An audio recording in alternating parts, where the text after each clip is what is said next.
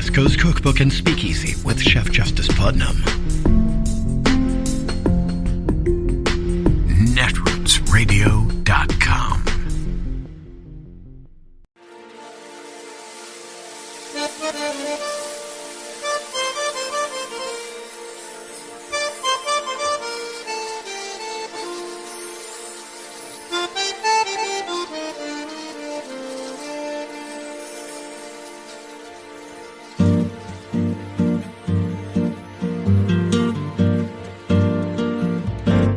Je voudrais du soleil vert, des dentelles et des théères, des photos de bord de mer, dans mon jardin d'hiver. Je voudrais de la lumière, comme en Nouvelle-Angleterre. Je veux changer d'atmosphère, dans mon jardin d'hiver. Ma fleur sous la pluie de novembre, tes mains qui courent, je n'en peux plus de t'attendre. Les années passent, il est loin, là je tombe. Nul ne peut nous entendre. Je voudrais du Fred Astaire. There's little more than 2 weeks until the midterm elections, and according to a brand new NBC News poll, 70% of voters expressed a high interest in the upcoming election, higher than the last 3 midterms. Democrats are hitting the campaign trail hard to capitalize on that enthusiasm as they try to convince voters that theirs is the party best equipped to handle the top issues like inflation, abortion rights, and protecting our very democracy. But there's a growing fear among Democrats that the momentum they saw just a few weeks ago may be slipping away. Joining me now is the Speaker of the House of Representatives, Nancy Pelosi. Madam Speaker, welcome back to the Sunday Show. Good morning. My pleasure to be here. Good morning. Madam Speaker, as you well know, Republicans only need a net gain of 5 seats. You're always confident that the Democrats' prospects are golden and good. But do you think Democrats can keep the chamber with such a slim majority? Yes, I do. Let me address what you have said already. I've been in the last month or so to over 20 states. I have seen on the ground what is happening among the Democrats, and it's all very positive. They understand that our democracy and our rights are on the ballot, that the planet and its safety is on the ballot, that our economy is on the ballot. They also understand the difference between inflation and cost of living. Inflation is a global phenomenon. It's higher in the European Union. It's higher in the United Kingdom. In England, it is, and so it's something that has to be addressed, yes. But actually, it's something we have been addressing even before this recent explosion of the inflation. We've been trying for decades to lower the cost of prescription drugs, and we have done so without one Republican vote. Lowering the cost of prescription drugs, as well as having a cap on what seniors on Medicare will pay for prescription drugs, lowering the cost of energy without one Republican vote. We also know that under President Biden, who has been a great president, we have cut in half unemployment from 7 plus 7, a little more than 7, to 3.5%. That the deficit has come down from 2.8 to 1.4, cut in half the deficit. So the cost of living, as well as reducing the deficit, has been a successful demonstration of what the president has tried to do. And that's different. If they say inflation, the Republicans say inflation, they don't have a solution to inflation because they don't have even one vote in favor of reducing the cost of living for America's working families. Their solution is to extend their tax cuts that give all the benefits to the high end. Madam Speaker, let me jump in here on the economy, because I hear you on all the good things that the president has done. I even asked the president about why isn't it that the voting public trusts Democrats when it comes to stewardship of the economy, despite wage increases, record low unemployment, record job creation. Why don't the American people, according to the surveys, trust Democrats, but instead trust Republicans? Well, let me just say you talked about what you perceive to be a change in momentum. Let me just tell you what I have seen over this past month. I don't subscribe to what you said, that they don't trust us. The fact is that in the last few weeks, the Republicans, recognizing now that they have a problem in this election, and you all have been telling them they're going to win for like a year and a half, but they're seeing what's happening on the ground. So they have placed unlimited money into these races with unlimited fact, with misrepresenting what the reality is. And it takes its toll. There's just no question. We won't have unlimited. We'll have to have enough. But we have to fight that perception that they're putting out there about inflation, where they don't have one solution. And we're saying, no, inflation we all have to address, but bringing down the cost of living costs. Bigger paychecks with our legislation, lower cost with our legislation, and safer communities. So again, what you see in that change is not a lack of trust of Democrats, but a big infusion, a big, dark, special interest, fossil fuel, gun, pharma money coming after us. Madam Speaker, one of the questions I asked the president, in starting to ask the president, I told him, I'm scared. And millions of Americans are scared. And that's because of what is going on within the Republican Party. And I want to read a quote from Congresswoman Marjorie Taylor Greene that she told the New York Times Magazine, where she said about the potential of a speakership of Kevin McCarthy, where she says, quote, I think that to be the best Speaker of the House and to please the base, he's going to give me a lot of power and a lot of leeway. Madam Speaker, why should that prospect worry the American people?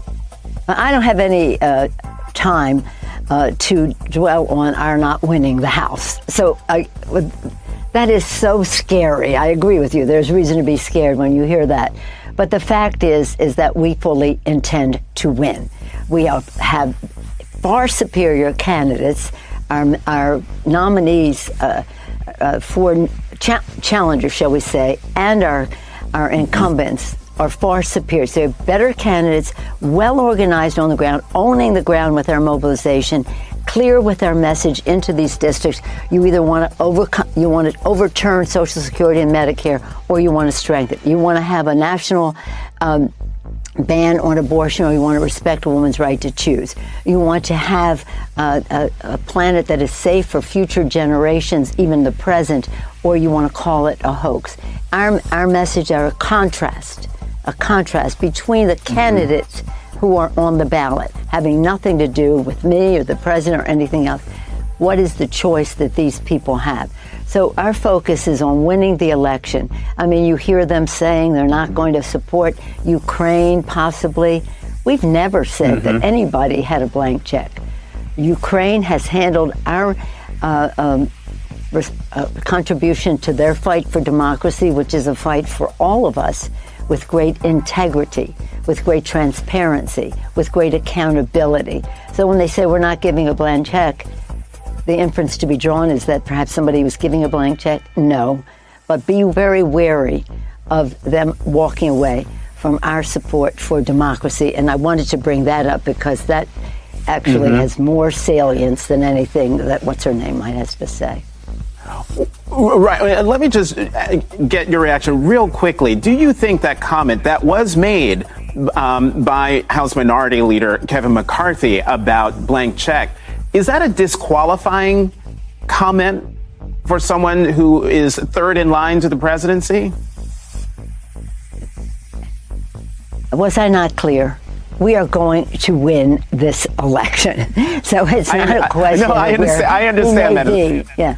where he may be. I understand. It should be, I don't know if it's disqualifying, but people should take that into consideration if they care about democracy. And democracy is on the ballot, not just because of support for Ukraine, but because of trying to nullify elections, voter suppression, overturning elections after the fact if they don't like the outcome in a very clear way that they've given notice, not just nullifying, but giving the impression that the election didn't even take place. Right. There's something very wrong with that. But again, democracy on the ballot, we want it to be strong.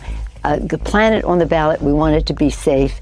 Our values on the ballot, we want them to be respected, and we fully intend to win. Well, speaking of democracy on the ballot, all right, take it to the bank. I have to ask you about the January 6th committee. On Friday, they officially subpoenaed Donald Trump. Do you think he'll actually appear for the deposition? And what does it say to the American people if he doesn't? I don't think he's man enough to show up. I'm sorry, Madam Speaker. I literally could not hear what you said. I said, you asked me if I thought he was going to show up. And I said, I don't think he's man enough to show up. I don't think his lawyers will want him to show up because he has to testify under oath. But I don't think he'll show up. I don't think he's man enough. We'll see. Let's see if he's man enough to show up.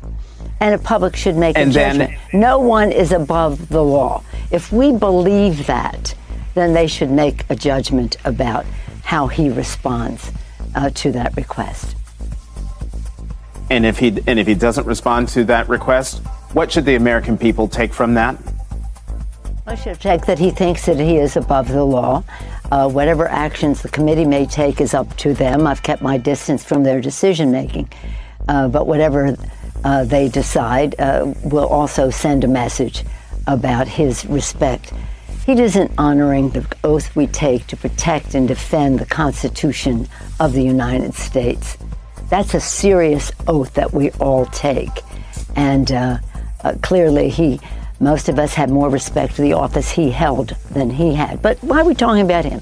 We're talking about the future. Babies born now will live into the next century. We're going to make sure that we have a world that is safe for them, a democracy that is strong for them, and values that are respected, the dignity and worth of every person. It is Monday, the 24th of October of 2022, and you are in West Coast Cookbook and Speakeasy. I am your chef de cuisine, Justice Putnam.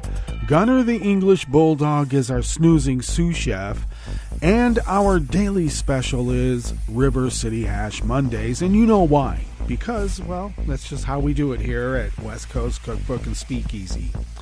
Well, on a personal note and information, I should let it be known that I fielded a call from one of my sisters not terribly long ago to inform me that our 95-year-old father had a heart attack last night and he's in ICU, though he is stable, and they expect to put him out in what they call the general population pretty soon, which is, to me, kind of good news that, you know, he survived a heart attack. They put a stent into the artery that's called a widowmaker.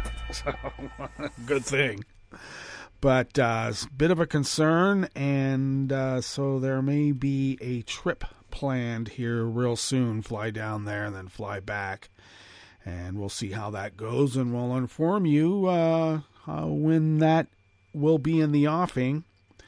But it does warrant a trip down there, and haven't seen my dad for a while because of the pandemic, which is also a concern because there are all sorts of variants in Southern California that we don't have here, and a bunch of variants here that they don't have in Southern California. So, okay. I don't know how it's going to work, but regardless, we'll be going down there to see my dad real soon here. Sooner rather than later is what I presume will be the case. But there's that news. And then in other news, we, of course, have Donald Trump out on the rampage trail.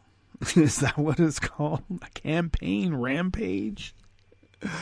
I love these focus groups of Trump supporters who continue to say that the insurrection that happened on January 6th wasn't what we think it is.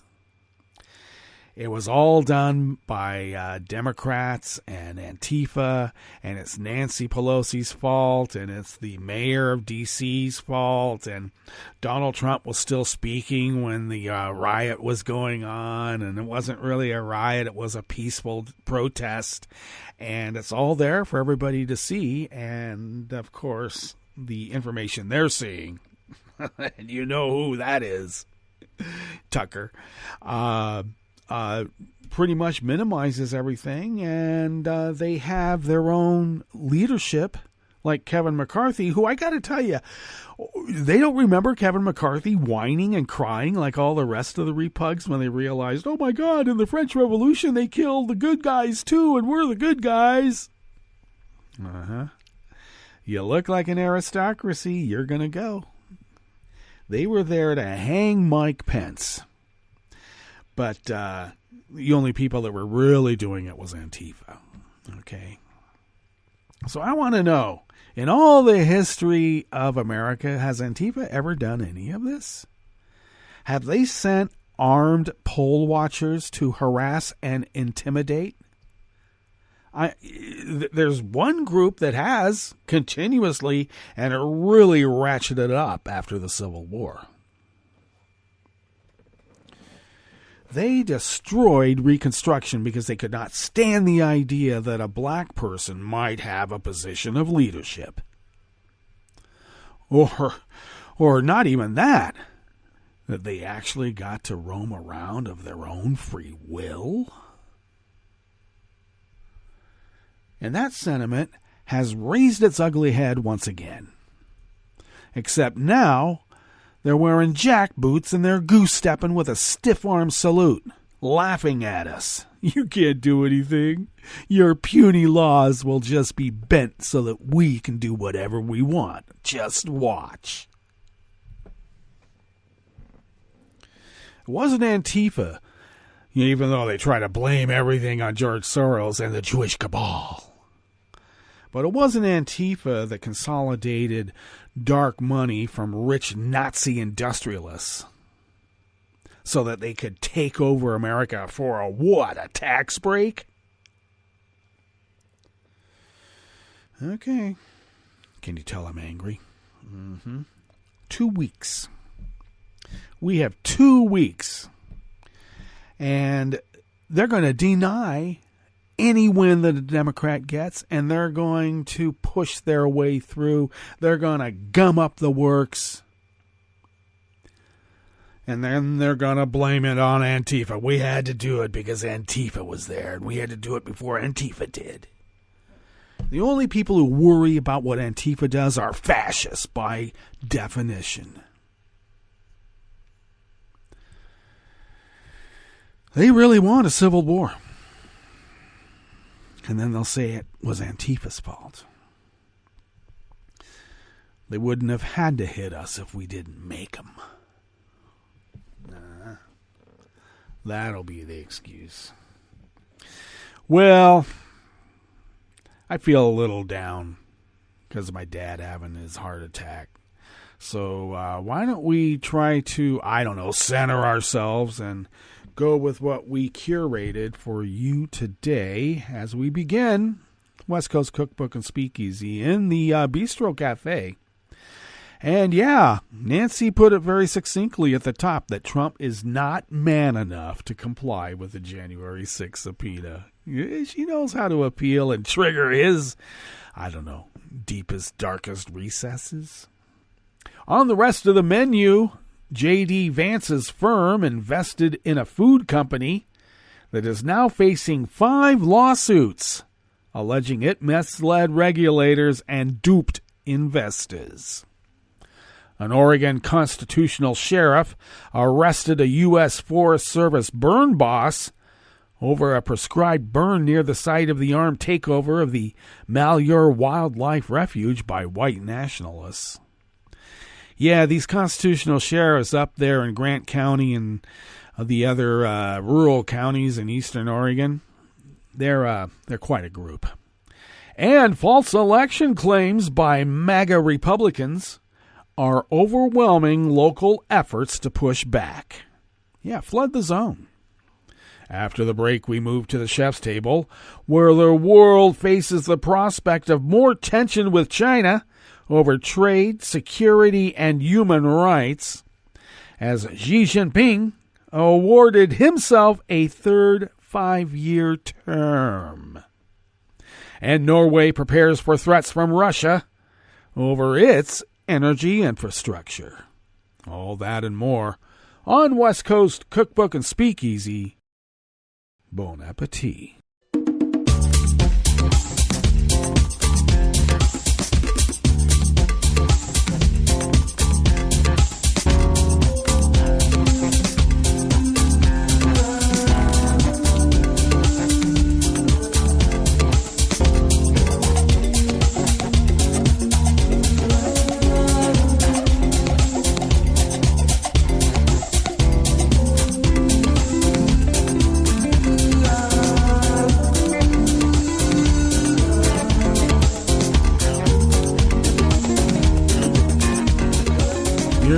Bottom of our homepage at netrootsradio.com. To the right of the page is the chat room link, and the chat room is monitored by Kelly Lincoln. Thank you, Kelly. To the left across the page from that chat room link, near the bottom of our homepage at netrootsradio.com, is the link to our Patreon page, and you know what to do.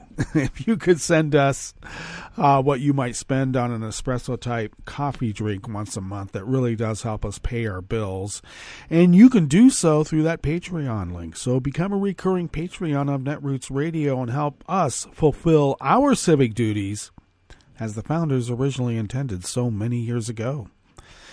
If you would like to follow Netroots Radio on Twitter, you can do so at Netroots Radio. Tom takes care of that. Thanks, Tom. Follow me on Twitter at Justice Putnam. I'll tell you why. You know, I post the show notes and links diary on Daily Co's 10 minutes before showtime. And then you can find those show notes and links when you follow my Twitter feed. So there, do that. Follow the show on Twitter at Cookbook West. And pick up podcasts by way of Spreaker, Stitcher, TuneIn, iHeart, YouTube, iTunes, etc., etc., etc. And, of course, the deep archive of 11 plus years of Netroots Radio shows can be found on the Internet Archive at archive.org. That's how we say it out here in the West, org. Okay, this first offering here in the Bistro Cafe of West Coast Cookbook and Speakeasy. River City Hash Mondays, by the way, is out of the Associated Press by Julie Carr Smythe. A high-tech indoor farming company in Appalachia promoted by J.D. Vance and financed in part by his venture capital firm is facing 5 lawsuits alleging it misled regulators and duped investors. They duped JD, or is JD part of the dupers? The shareholder suits against Moorhead, Kentucky-based App Harvest were filed between November 2021 and August 2022 by individual investors and a county retirement association. They allege the agricultural startup where Vance, who is Ohio's Republican U.S. Senate nominee, also briefly sat on the board, repeatedly overstated its hiring and retention figures, including in U.S. Securities and Exchange Commission filings that investors use to evaluate companies. The suits also argue that investors were misled by press releases, analyst presentations, and other public statements, including an interview the company's chief executive gave to the Associated Press touting a hiring spree. Lawsuits of this kind were not unexpected as the newly public App Harvest stock price plummeted since last year. Equity incentive and stock purchase plans that Vance and other App Harvest directors set up for the company's mostly Appalachian workforce have lost hundreds of millions of dollars in value. Ohio teachers also lost more than $100,000 in retirement savings in App Harvest decline before the state teachers retirement system of Ohio sold its 16,000 shares in June. The suits could raise additional questions, though, about one of the central narratives of Vance's campaign, that the hillbilly elegy author left behind a lucrative business career in San Francisco's tech world to focus on revitalizing his native Appalachia. Yeah, revitalizing means lining his pockets. Some of those efforts have already come under scrutiny.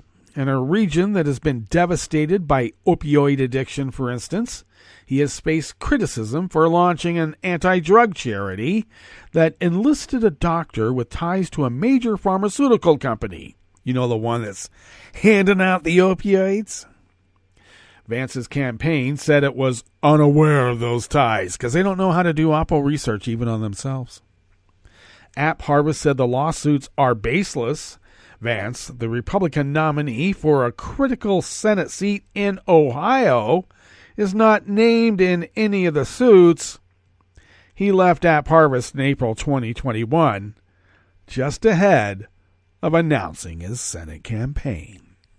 Colin Greenspan, a co-founder and managing partner of Naria, which lists Vance as on a partial leave of absence, said the firm continues to stand behind App Harvest. Now, Norway is the investment firm that Vance and others have, well, they started. And now apparently, even though he stepped away, I guess he just stepped away.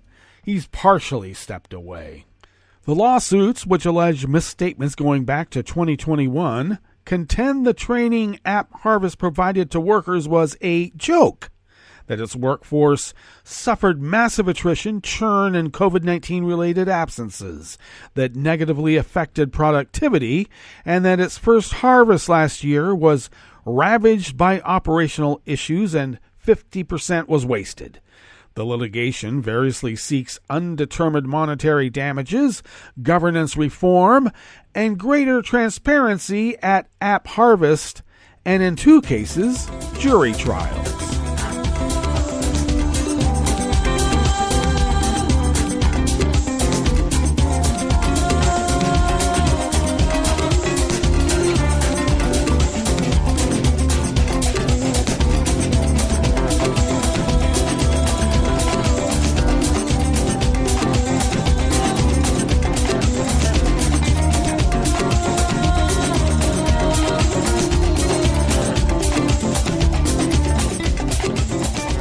Next offering here in the Bistro Cafe of West Coast Cookbook and Speakeasy comes our way by way of News 10, which is a CBS affiliate here in Medford, Oregon, Southern Oregon. Call letters KTVL. I was having a bit of difficulty accessing this article from the Associated Press by Andrew Zelsky, but it was reported on KTVL. A U.S. Forest Service employee in Oregon was arrested by a county sheriff after a prescribed burn in a national forest spread onto private land. That is a constitutional sheriff, I should mention.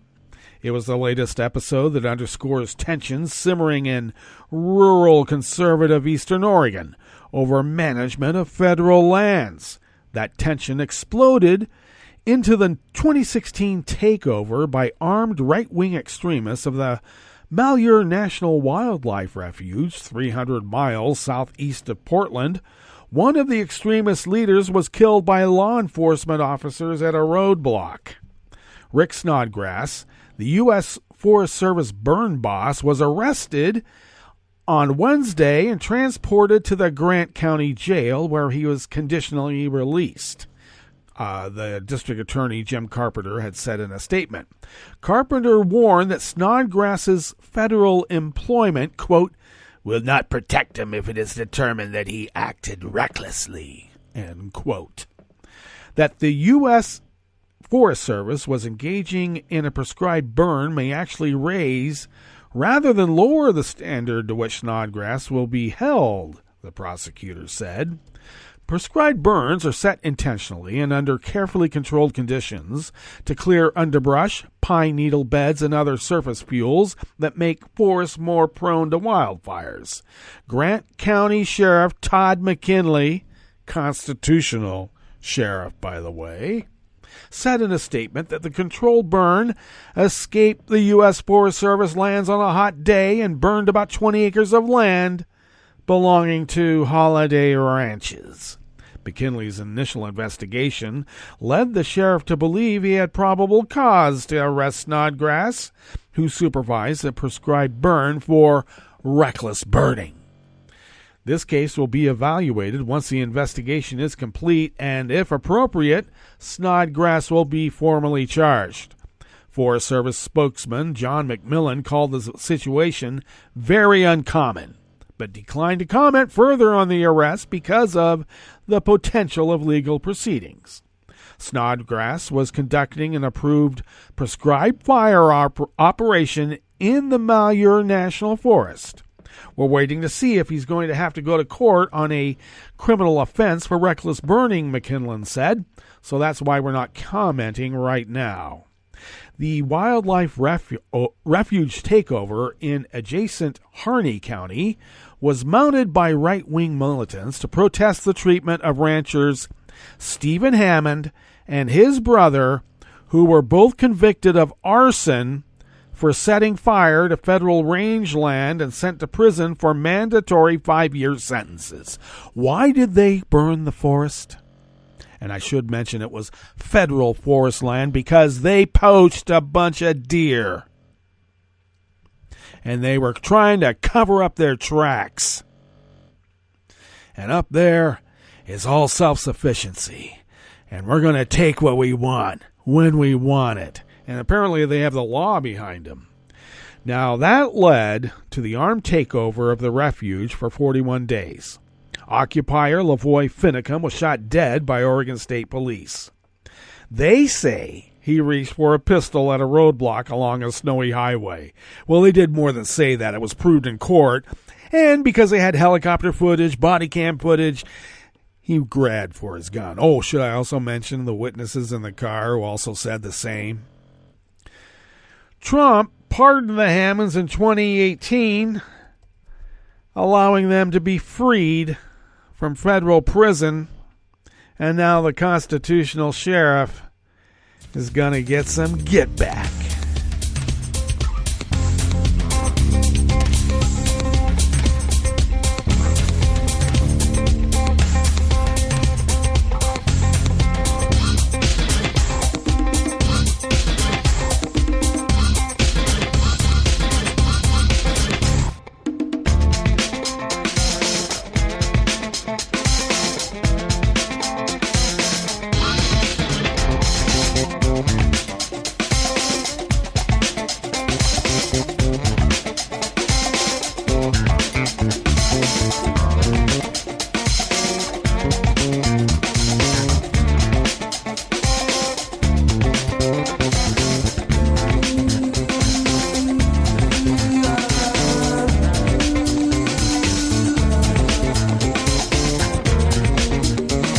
Morgan Lee of the Associated Press brings us this final offering here in the Bistro Cafe of West Coast Cookbook and Speakeasy. Republican county commissioners in this swath of ranching country in New Mexico's high desert have tried everything they can think of to persuade voters their elections are secure. They approved hand counting of ballots from the primary election in their rural county, encouraged the public to observe security testing of ballot machines, and tasked their county manager with overseeing those efforts to make sure they ran smoothly.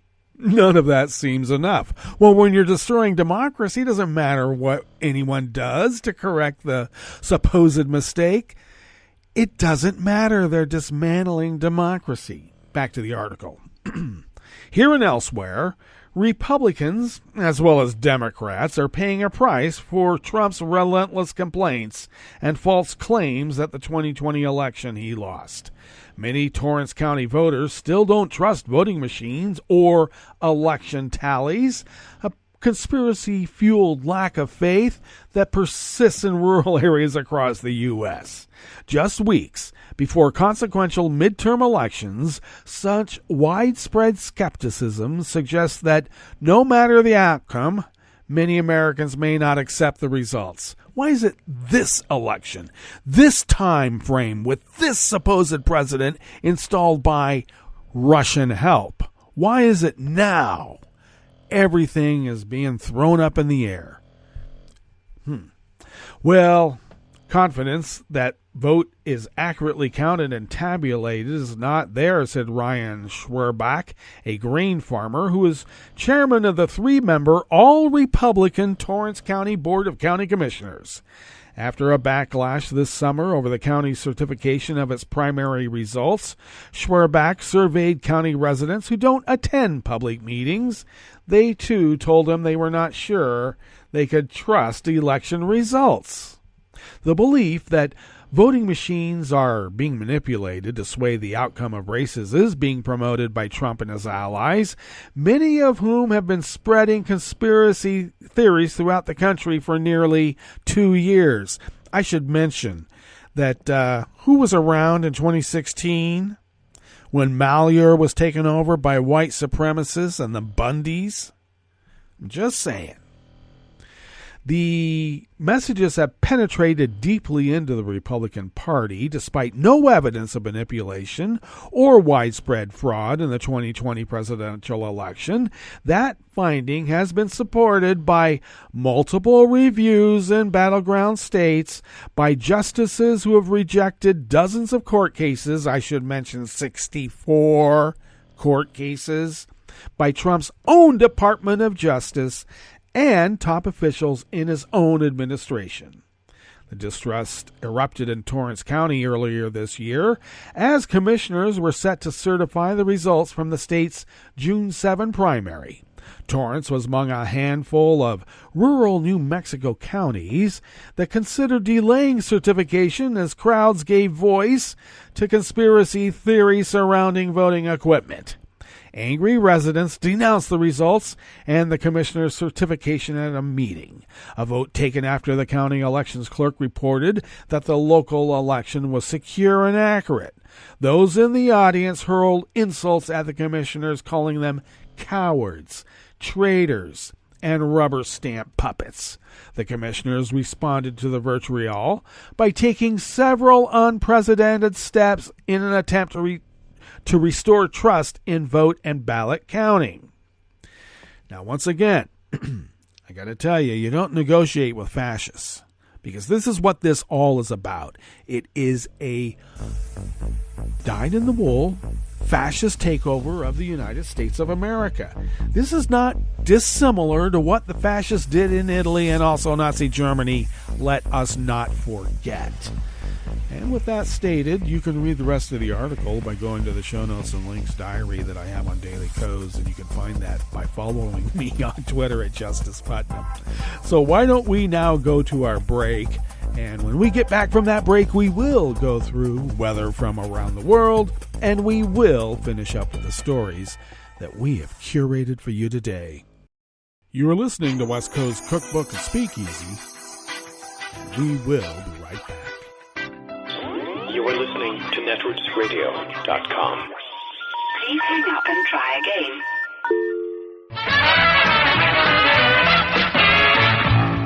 From a point at sea to the circles of your mind, a new force is at work for planetary transformation. New radio for a new Earth.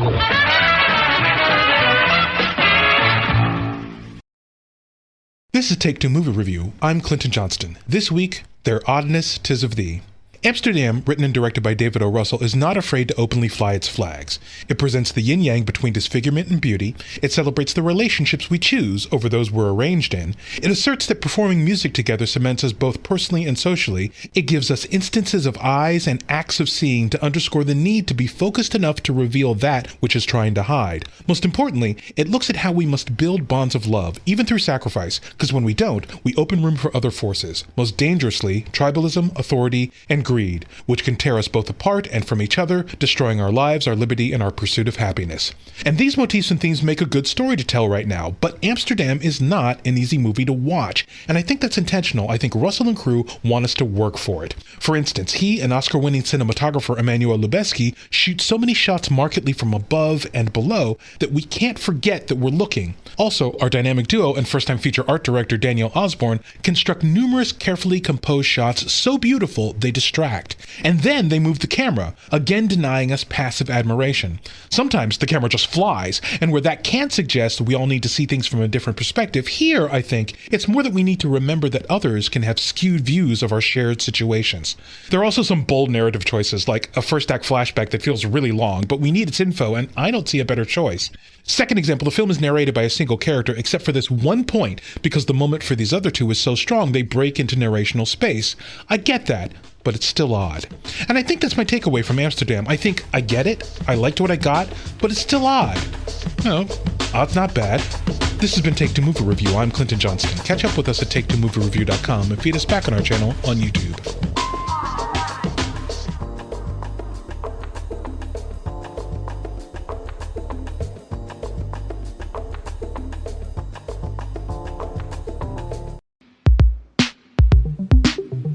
This is Scientific American's 60-Second Science. I'm Karen Hopkin. Birds of a feather flock together, and so do bats and fishes and any little critter hoping that getting lost in the crowd will keep them off the evening menu. But predators gotta eat, so they, in turn, have come up with clever ways to cut through the visual clutter of a churning mass of panicked prey to hone in on their target.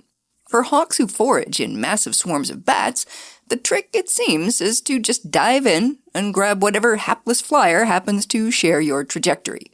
That's according to a study in the journal Nature Communications. Intercepting even a single maneuvering target is a challenging task in itself. Graham Taylor is a professor of mathematical biology at the University of Oxford. He got to wondering how predators like hawks and falcons manage to isolate and intercept a moving target when it's part of a flock or a swarm, a dense aggregation that seems like it would offer optimal protection for the prey. For one thing, it can reduce your individual risk of coming under attack in the first place, and it might also make it harder for a predator to catch you if it initiates an attack at all.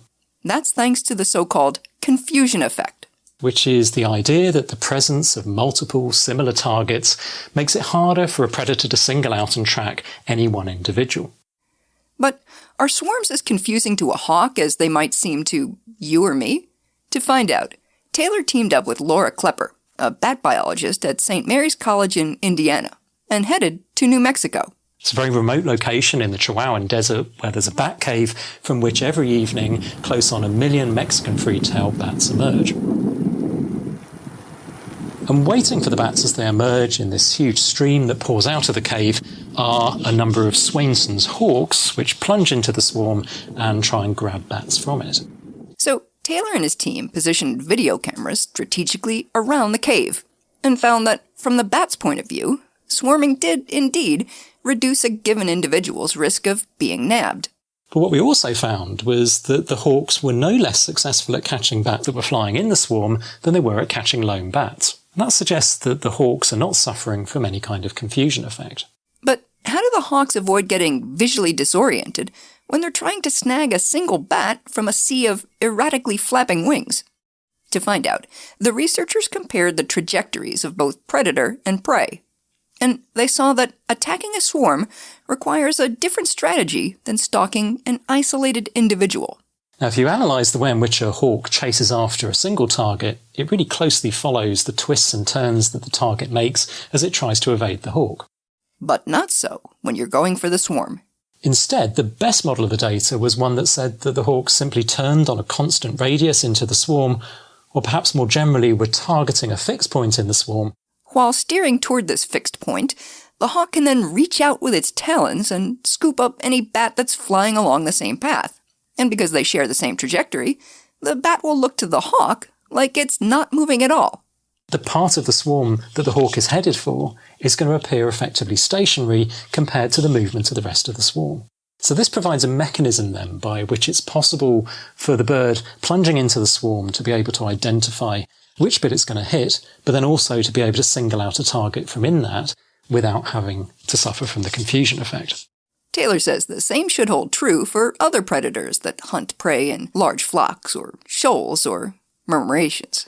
But for now, we can safely say that for Swainson's hawks, the chaos of the swarm doesn't seem to make their heads spin, even though it's totally batty. For Scientific American's 60 Second Science, I'm Karen Hopkin.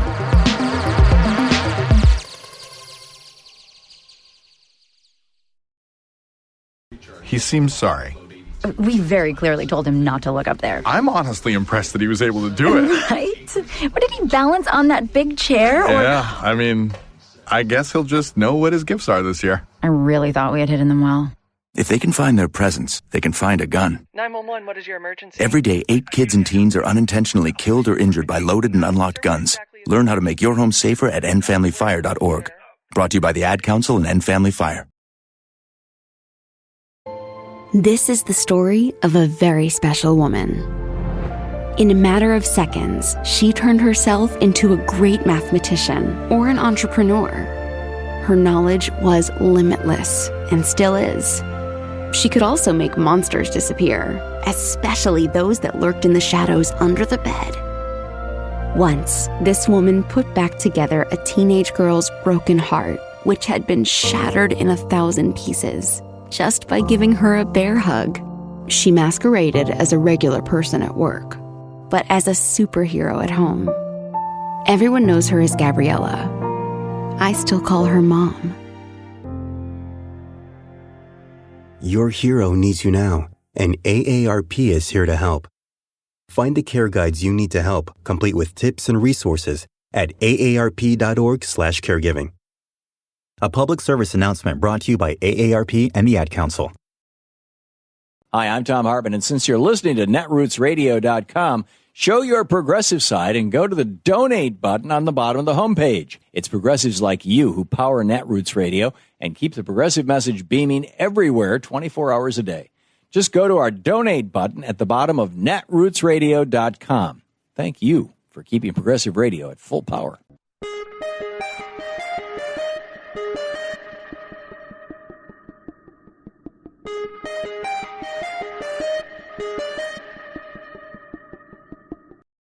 Make sure you're registered to vote. Go to rockthevote.org. Vote for Democrats up and down the ticket. This message, a public service from all the fine people of netrootsradio.com. What is Question 4? I'm Bill Newman, and this is the Civil Liberties Minute. Last July, the Massachusetts legislature overwhelmingly voted for the Work and Family Mobility Act, a law that allows qualified Massachusetts residents to apply for a driver's license regardless of their immigration status. Before driving, the law requires the license applicant to be trained, tested, licensed, and insured. The law will allow immigrants without status to make essential trips to work, to get their kids to school, to medical appointments, and to the grocery store. Similar laws already exist in 17 other states, many of which have experienced measurable improvements in road safety. After all, in case of an accident, it's important that all parties have insurance and proper identification. One reason this law, this public safety measure, is supported by a majority of district attorneys and sheriffs and major city police chiefs.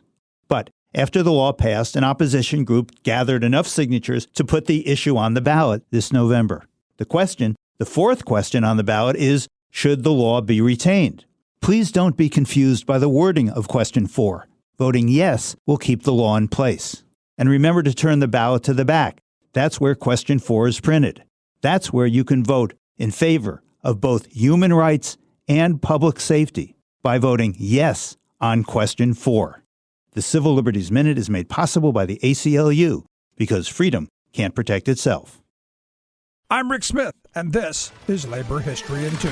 On this day in labor history, the year was 1934. That was the day that the first minimum wage law went into effect in the United States. The first minimum wage was 25 cents an hour. The wage law was part of the Fair Labor Standards Act passed earlier that year. The act also included a mandate for a 40-hour work week and restrictions against child labor. Raising the minimum wage is one of the great political battles being fought by labor today. Since 1968, the minimum wage has not kept up with inflation. It has lost 1/3 of its value. Not coincidentally, the top 1% of the wealthiest people in the United States have seen their share of the nation's economy double from 11% in 1968 to 22% in 2012. In January of 2014, 600 leading economists, including 7 Nobel Peace Prize winners, wrote an open letter to Congress and the President. They urged for the passage of an increase in the minimum wage. The letter explained, in recent years, there have been important developments in the academic literature on the effect of increases in the minimum wage on employment. With the weight of evidence now showing that increases in the minimum wage have little or no effect on the employment of minimum wage workers, even during times of weakness in the labor market, research suggests that a minimum wage increase could have a small stimulative effect on the economy as low-wage workers spend their additional earnings, raising demand and job growth, and providing some help on the jobs front. The 1938 minimum wage law was passed at the height of the Great Depression. Labor was on the march for economic justice and fair working conditions. What will it take today to get our elected officials to raise the wage? Like what you hear? Check out more at laborhistoryin2.com.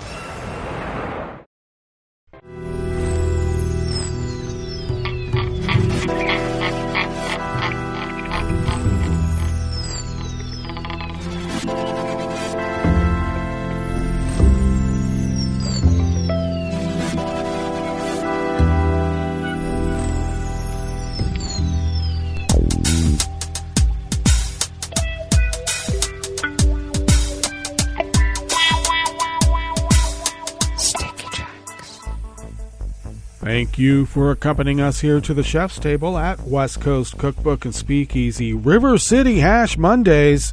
We always begin weather from around the world along the banks of the Rogue River in the Rogue River Valley of southern Oregon on the west coast of the continental United States of America, where it is currently 41 degrees Fahrenheit, expecting a high of only 55. Looks like we've made a turn into the autumn season over the weekend. We had a bit of rain, by the way, and we will be cloudy today with occasional showers. And winds will be light and variable, and our showers should bring with it just about a 1/4 inch. And then showers early with some clearing overnight. Lows in the upper 30s. Winds will be light and variable. Partly cloudy tomorrow with highs in the upper 50s, low 60s. Winds light and variable. And it looks like we may not have any rain or much rain tomorrow, but then it will be picking up on Wednesday and continuing for quite a while. So we'll take a look at that. Ragweed pollen is rated low in Rogue River proper. The air quality index for the Rogue River Valley region is in the good range at 23 parts per million. And that daytime UV index has also ticked into the low range at an autumn level of 2. Barometric pressure is holding steady at 30.24 inches. Visibility is up to 9 miles and relative humidity is at 92%. Weather from around the world is brought to you by a crowd of crowdsourced weather stations that are crowdsources from around the world.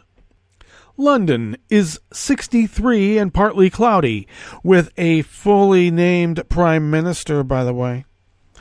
Paris is 64 and mostly cloudy. Rome is 75 and fair. Kyiv is 55 and cloudy. Kabul is 56 and partly cloudy. Hong Kong is 75 and fair. Tokyo is 54 and cloudy. Sydney, Australia is 65 degrees with rain showers. San Francisco, California is 54 and sunny.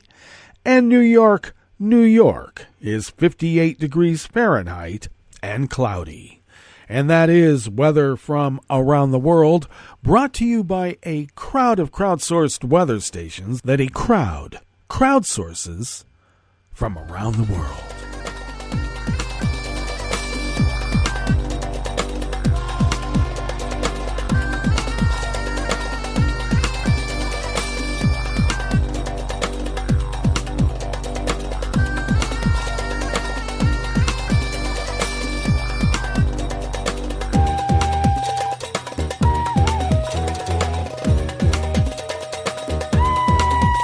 Joe McDonald of the Associated Press brings us this first amuse-bouche here at the Chef's Table at West Coast Cookbook and Speakeasy River City Hash Mondays. The world faces the prospect of more tension with China over trade, security, and human rights after Xi Jinping, the country's most powerful leader in decades, awarded himself another term as leader of the ruling Communist Party. Xi is tight to control at home and trying to use China's economic heft to increase its influence abroad. Washington accused Beijing this month of trying to undermine U.S. alliances, global security, and economic rules. Activists say Xi's government wants to deflect criticism of abuses by changing the UN's definition of human rights. Xi said the world system is broken and China has the answers, said William Callahan of the London School of Economics. More and more, Xi Jinping is talking about the Chinese style as a universal model of the world order, which goes back to a Cold War kind of conflict. At a Communist Party Congress that wrapped up on Saturday, Xi gave no sign of plans to change the severe zero-COVID strategy that has frustrated China's public and disrupted business and trade. He called for more self-reliance and technology, faster military development, and protection of Beijing's, quote, core interests, end quote, abroad. He announced no changes in policies that have strained relations with Washington and Asian neighbors.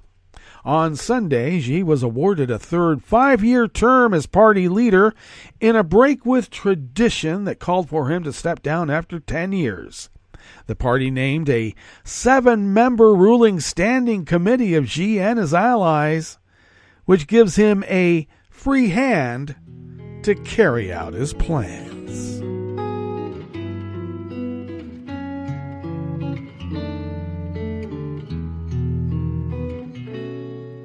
Je te donne c'est mon amour pour la vie entière.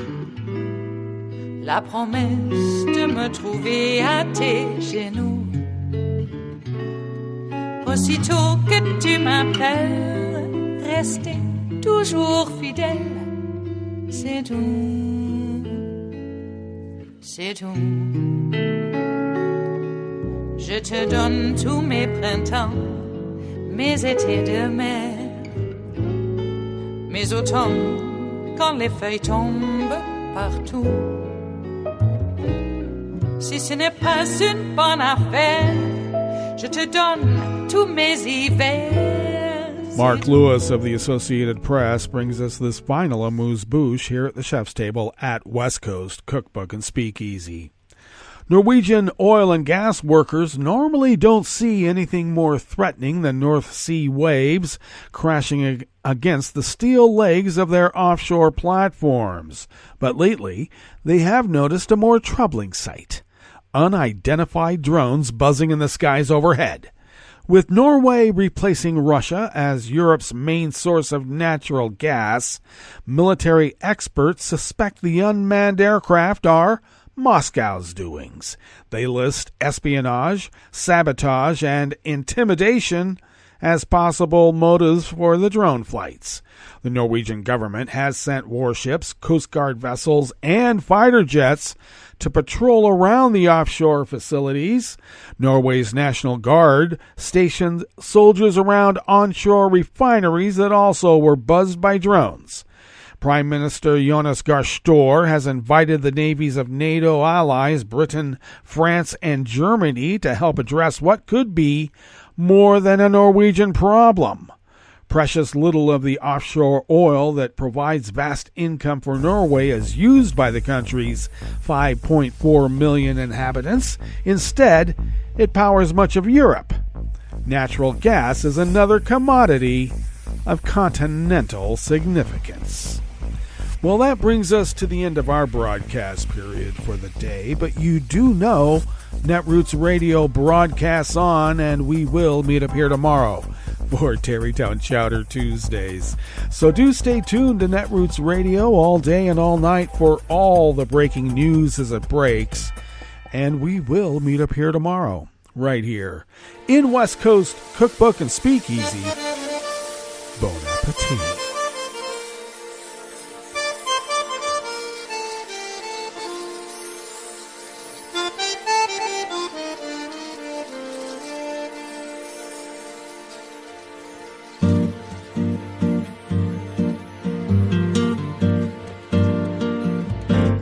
Je voudrais du soleil vert, des dentelles et des théâtres, des photos de bord de mer, dans mon jardin d'hiver. Je voudrais de la lumière, comme en Nouvelle-Angleterre. Je veux changer d'atmosphère, dans mon jardin d'hiver. Ma fleur sous la pluie de novembre, tes mains qui courent, je n'en peux plus de t'attendre. Les années passent, qu'il est loin, là je tombe. Nul ne peut nous entendre. Je voudrais du Fred Astaire, revoir un latte Goël. Je voudrais toujours te plaire dans mon jardin d'hiver. Je veux déjeuner par terre, comme au long de golfe clair. T'embrasser les yeux ouverts dans mon jardin d'hiver.